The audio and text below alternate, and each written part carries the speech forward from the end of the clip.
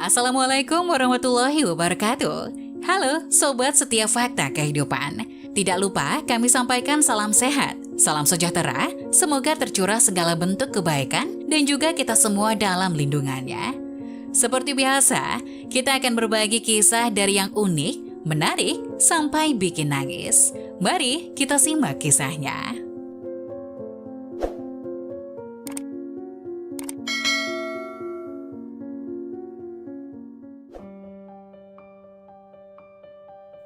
Suami bunuh istri demi selingkuhan, tapi selingkuhan bunuh suami demi warisan.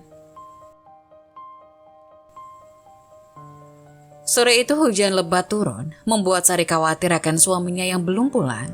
Sari adalah ibu rumah tangga, ia rela meninggalkan karir demi berbakti kepada suami tercintanya. Ia menikahi seorang pria bernama Aji. Cinta mereka berawal ketika Sari yang saat itu menjabat sebagai HRD, kemudian jatuh cinta kepada Aji yang merupakan karyawan baru di kantornya. Kisah cinta mereka berjalan mulus hingga akhirnya ke pelaminan. Sari yang merupakan HRD pun mengundurkan diri agar bisa fokus mengurus rumah tangganya dan juga agar tidak menjadi batu sandungan untuk karir suaminya. 5 tahun mengarungi rumah tangga tanpa adanya seorang anak membuat Sari selalu kesepian. Dirinya selalu khawatir menunggu suaminya pulang. Tapi akhir-akhir ini bukannya pulang cepat, Aji malah sering pulang terlambat dan kadang juga tidak pulang. Rumah tangganya sudah tak seromantis dulu. Meski begitu, Sari masih tetap memberikan pelayanan yang terbaik kepada suaminya karena itu memang kewajibannya sebagai seorang istri. Berasa di rumah saja tanpa melakukan pekerjaan luar, membuat Sari sering menggalaukan kehidupannya.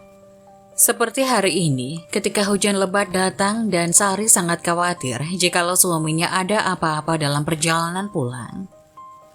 Dirinya menunggu sang suami di depan pintu dengan cemas dan was-was. Hingga terdengar suara mobil masuk ke dalam halaman rumahnya. Sari yang mengenal itu mobil, suaminya pun langsung bergegas membukakan pintu untuk menyambutnya. "Hujan deras banget mas, mau aku buatin kopi hangat?" tawar Sari begitu suaminya masuk ke dalam rumah. "Aku capek, mau istirahat dulu," jawab suaminya dingin. Sari pun mempersilahkan Aji untuk tidur di kamarnya, sedangkan dirinya memasak untuk makan malam. Baru saja membuka kulkas, Sari langsung mual mencium aroma isi kulkasnya. Ia muntah-muntah hebat hingga lemas. Sari bingung, perasaan dirinya tidak pernah menyimpan makanan di kulkas dan ia selalu memasukkan bahan-bahan segar berkualitas di dalamnya. Tapi kenapa hari ini tercium aroma busuk yang membuat Sari mual? Hingga akhirnya sebelum masak, Sari pun malah sibuk membersihkan isi kulkas, memilah bahan makanan yang segar dan yang akan dibuang. Tapi meski menggunakan masker sekalipun, aroma busuk itu tetap menggelitik hidung Sari yang membuat Sari mual dan muntah lagi. Sari yang tidak sanggup memasak pun akhirnya menghampiri suaminya untuk memesan makanan. "Mas, aku nggak enak badan, jadi nggak bisa masak, kamu order aja ya mas." Tapi bukannya menjawab, suaminya malah membalikkan badan lalu kembali melanjutkan tidur.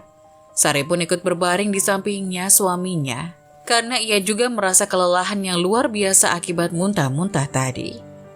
Esok paginya Sari terbangun dengan kondisi lemas karena malam sebelumnya mereka tidak makan malam. Sari memanggil-manggil nama suaminya namun tidak ada satupun jawaban yang diharapkan. Dengan sekuat tenaga, Sari pun berjalan keluar kamar untuk mencari suaminya. Tapi sayang, rumahnya sepi, seperti tidak ada tanda-tanda kehidupan di dalamnya. Sari pun keluar rumah untuk mengecek mobil suaminya. Benar saja, Aji sudah pergi bekerja dengan mobilnya tanpa berpamitan kepada Sari. Di sisi lain, Aji ternyata tidak pergi sendiri. Pagi-pagi buta, Aji sudah bertamu di sebuah rumah seorang wanita dan menghabiskan sarapan bersama. Mereka terlihat akrab dengan sesekali, mereka berpelukan layaknya sepasang kekasih. Sebut saja wanita itu adalah Rina. Seseorang yang bekerja satu kantor dengan Aji yang tentunya juga kenal dengan istri Aji, Sari. "Sayang, semalam aku nggak bisa tidur karena hujan. Malam ini kamu nginep ya?" rengek Rina sambil bergelayut di lengan Aji. "Iya sayang, pokoknya aku bakal menemani kamu sampai pagi." Hingga akhirnya mereka berdua pun masuk ke dalam mobil dan berangkat kerja bersama. Di kantor mereka berdua tidak menunjukkan adanya kedekatan satu sama lain. Tapi ketika sudah di luar kantor, Aji dan Rini sangat lengket, layaknya sepasang suami istri yang baru saja menikah. Perawakan Rina yang tinggi dengan tubuh ramping membuat semua siapa saja akan tergoda, begitu juga dengan Aji. Meski sudah memiliki istri, Aji diam-diam berselingkuh dengan Rina yang kerap kali menghabiskan malam bersamanya, meninggalkan istrinya yang selalu menunggu kepulangannya. Sepulang kerja, seperti janji Aji, dirinya pulang ke rumah Rina dan menginap di sana. Mereka hidup layaknya pasangan sesungguhnya, di mana Rina memasak untuk makan malam dan Aji selalu tanggap membantu. "Mas, kapan kamu ceraiin istri kamu?" tanya Rina membuka percakapan. "Sabar sayang, kamu tahu kan kalau semua hartaku atas nama dia. Kalau cerai nanti aku gak dapat apa-apa dong."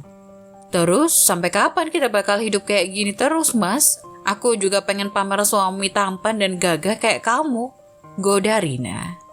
Godaan Rina pun membuat seluruh hati Aji luluh, hingga mereka pun melanjutkan kegiatan mereka hingga larut malam. Di sisi lain, Sari menangis dalam kegelapan malam. Dirinya kesakitan, tapi juga tidak bisa meminta bantuan. Perumahannya jauh dari orang tua, sedangkan suaminya entah ada di mana. Dia sudah mencoba makan dengan memesan makanan, tapi yang terjadi makanan itu tidak bisa masuk. Bahkan yang keluar dari perut Sari lebih banyak dari yang diminum Sari. Sari yang pasrah pun memutuskan untuk pergi ke dokter sendirian esok harinya. Ada atau tidak adanya Aji sebagai suaminya.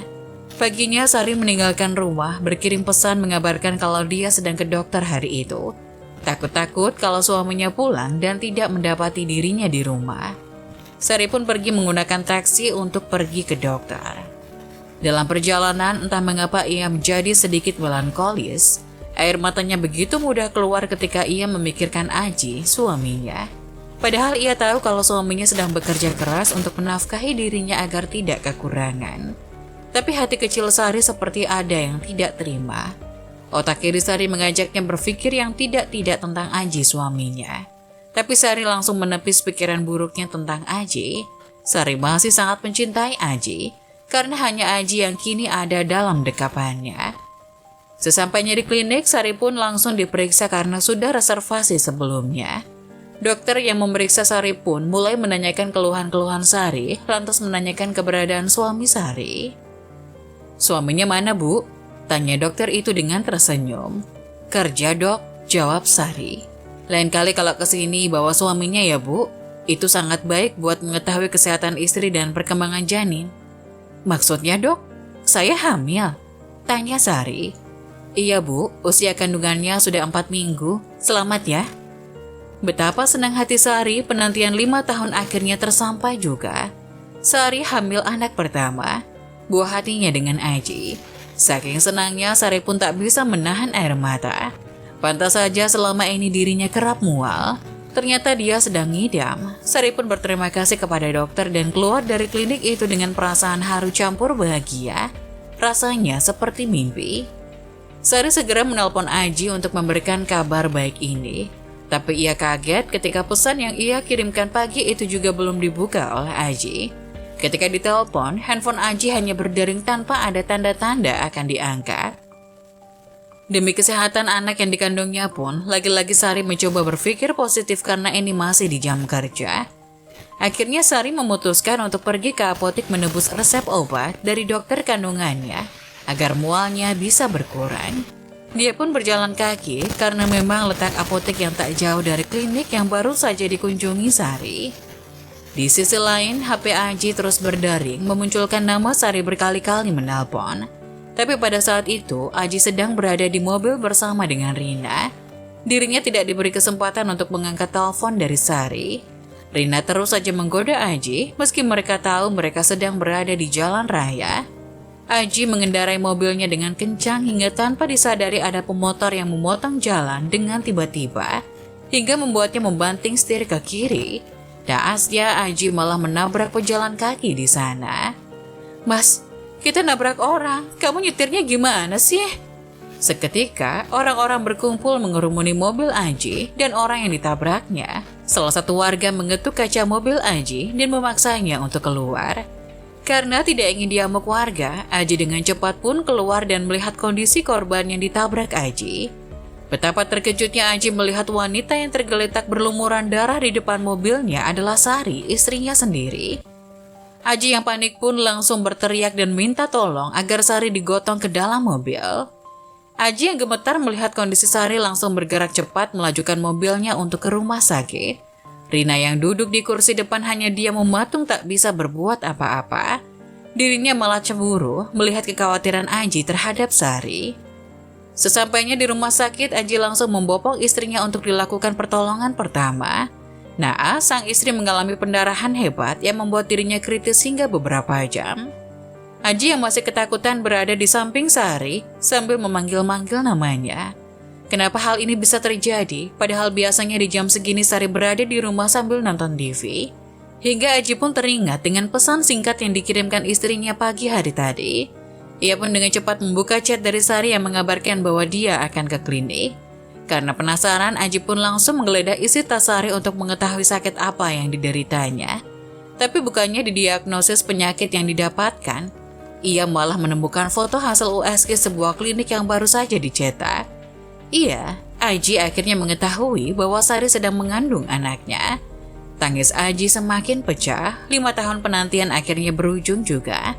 Meski akhir-akhir ini Aji memperlakukan Sari dengan buruk, ia berjanji akan memperbaiki diri dan menyayangi Sari demi buah hati yang ada dalam kandungannya itu. Ia juga bertekad untuk mengakhiri hubungan terlarangnya dengan Rina. Ia pun segera memeluk istrinya yang terbaring lemah. Ia menyesal sejadi-jadinya atas segala perlakuannya terhadap Sari dan juga atas segala pengkhianatannya. Tapi usai dipeluk, Sari malah kejang-kejang. Aji pun segera memanggil dokter untuk memeriksanya. Sari tak selamat akibat dari kecelakaan itu. Sari meninggal dunia di rumah sakit dalam pelukan Aji. Tangis Aji makin menjadi-jadi. Dirinya tidak menyangka bahwa nyawa istrinya akan hilang di tangannya sendiri. Terlebih sekarang kini dirinya menghilangkan nyawa buah hatinya. Hari berlalu, Aji semakin murung karena selalu menyesali apa yang terjadi. Hingga akhirnya datang seorang pengacara memberikan seluruh hak waris Sari kepada Aji suaminya. Aji yang masih dalam kondisi terpuruk tidak bahagia mendapatkan itu. Ia malah semakin menyesal dan kesal terhadap dirinya sendiri. Tapi beda dengan Rina yang terlihat sangat bahagia sambil memeluk Aji yang sedang menunduk. Pokoknya kita harus nikah, Mas. Kamu gak usah khawatir, aku akan mengandung anak sebanyak mungkin yang kamu mau. Hibur Rina sambil memeluk Aji. Aji hanya tersenyum. Beberapa bulan berlalu, Aji makin terlihat kurus dan tak terurus. Dirinya sampai berhenti bekerja karena mengalami depresi yang sangat hebat. Hanya ada Rina yang merawat Aji dan sesekali menggantikan pakaiannya.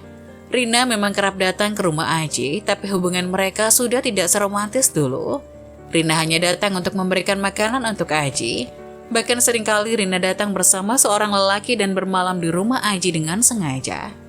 Aji yang mengetahui itu tidak peduli lagi dengan apa yang Rina lakukan. Hingga puncaknya, Rina sengaja mencampurkan racun terlebih dahulu ke makanan yang akan dikonsumsi oleh Aji. Aji yang tidak menaruh curiga sedikit pun memakan dengan lahap seperti biasa.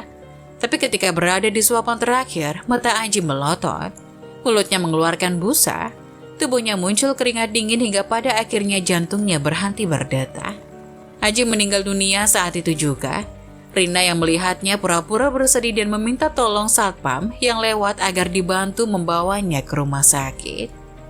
Rina memanipulasi kematian Aji menjadi bunuh diri, hingga semua harta kekayaan Aji kini jatuh di tangannya. Selang beberapa lama ketika Rina sedang asik berbincang dengan suami barunya, 2 orang polisi datang untuk menangkap Rina atas dugaan pembunuhan berencana terhadap mantan kekasihnya, Aji.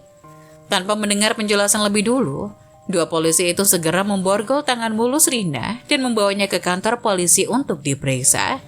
Hingga vonis hakim memutuskan bahwa Rina mendapat hukuman penjara seumur hidup, yang artinya Rina akan membusuk di penjara selama sisa hidupnya. Nah, bagaimana menurut kalian? Jangan lupa tulis pendapat kalian di kolom komentar ya. Wassalamualaikum warahmatullahi wabarakatuh.